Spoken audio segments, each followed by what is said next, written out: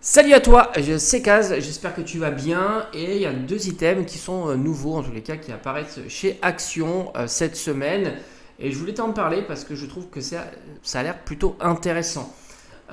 J'hésite tout de même à les tester. Alors le premier item c'est les marqueurs acryliques, mais on est plus sur du point brush, on est sur une pointe classique. Ça coûte 9,95 donc c'est plutôt très peu cher. Il y a 40 feutres, donc 4 fluos et 6 métallisés. Donc ça c'est plutôt chouette d'avoir des teintes un petit peu spéciales.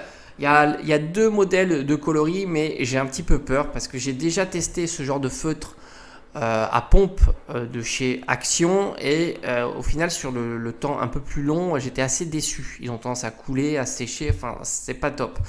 Donc j'ai l'impression que c'est un petit peu le même process et par conséquent je suis moyennement emballé. Alors je suis emballé sur le fait qu'il y en a 40, il y a des bons coloris et que ça coûte pas cher. Mais en même temps, si c'est pour qu'ils soient inutilisables au bout de 2 mois, ça reste un petit peu compliqué. Deuxième item, c'est de l'argile polymère type Fimo et franchement c'est super intéressant parce que déjà le prix est lunaire. On est à 6,95 donc franchement très compétitif. Le bémol, c'est que ça doit passer, vu que c'est de la pâte polymère, ça doit passer en cuisson. Je suis moins fan, je préfère celles qui auto-durcissent à l'air, même si il faut être patient parce que ça peut mettre plusieurs jours, voire une semaine. Mais bon, il y en a qui aiment bien, surtout qu'en plus, tu n'as pas besoin de la peindre, la pâte polymère, puisque tu as déjà des coloris. Et pour ce kit-là, il est ultra bien fourni parce que tu as 36 pains de 20 grammes, donc c'est assez énorme. Et ça te fait donc 36 couleurs, tu as une mallette, des accessoires, tu as 131 en tout accessoires, objets dans cette mallette. Donc pour 6,95, je me dis ça vaut quand même le coup. Habituellement, on est sur des prix bien plus hauts.